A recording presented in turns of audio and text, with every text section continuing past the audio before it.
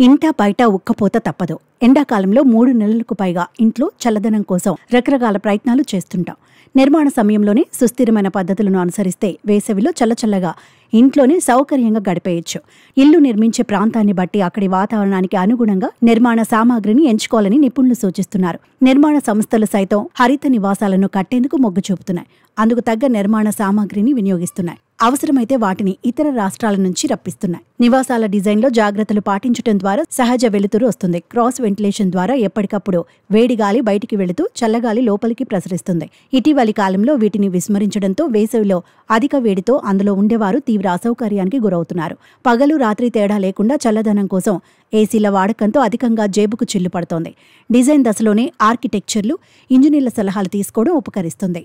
ఎండాకాలంలో పైకప్పులు సౌర వేడిని ఎక్కువగా గ్రహిస్తుంటాయి. దీంతో ఇంటి లోపల వాతావరణం బాగా వేడెక్కుతుంది. పైకప్పుపై కూల్ రూఫ్ పూతలు, తెల్లని టైల్స్, సూర్యకాంతిని ప్రతిబింబించే పూతలతో కూడిన మెటల్ షీట్లను ఎంచుకోవచ్చు. ఇవి సూర్యకిరణాలను గ్రహించడానికి బదులుగా ప్రతిబింబిస్తాయి. దీంతో పైకప్పు ఉపరితలం లోపల భాగాన్ని చల్లగా ఉంచుతాయి. అప్పుడు ఇంట్లో అసౌకర్యం లేకుండా ఉంటుంది. ఇవే కాకుండా రూఫ్ గార్డెన్ ద్వారా కూడా చల్లగా ఉండేలా చూసుకోవచ్చు. సౌర పలకల ఏర్పాటు ద్వారా చల్లదనంతో పాటు ఇంటికి కావాల్సిన విద్యుత్తును ఉత్పత్తి చేసుకోవచ్చు.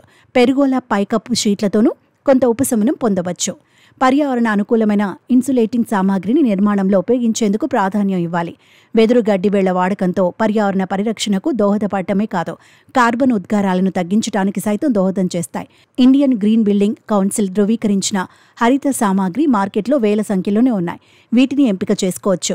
ఇంటి నిర్మాణ సమయంలో షేడింగ్ పరికరాలను విస్మరిస్తుంటారు. తీరా ఇంట్లోకి దిగాక కొన్ని దిక్కుల నుంచి ఇంట్లోకి వచ్చే విపరీతమైన ఎండతో ఇబ్బంది పడుతుంటారు.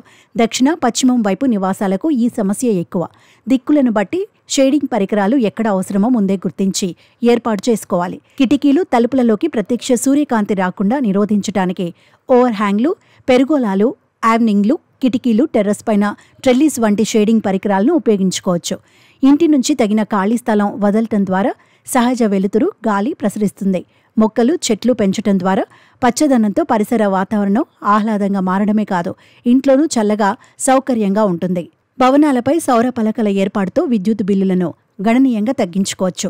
నగరంలో 3 కిలోవాట్ల సామర్థ్యం కలిగిన సౌర పలకలను ఏర్పాటు చేసుకున్న పలు గృహాల్లో ప్రస్తుతం బిల్లు ₹100కు అటు ఇటుగా పడిపోయింది. ఇదివరకు తనకు 1100 నుంచి 1200 వరకు కరెంటు బిల్లు వచ్చేదని, ఇప్పుడు 100 మాత్రమే వస్తోందని స్వీయ అనుభవాన్ని పంచుకున్నారు.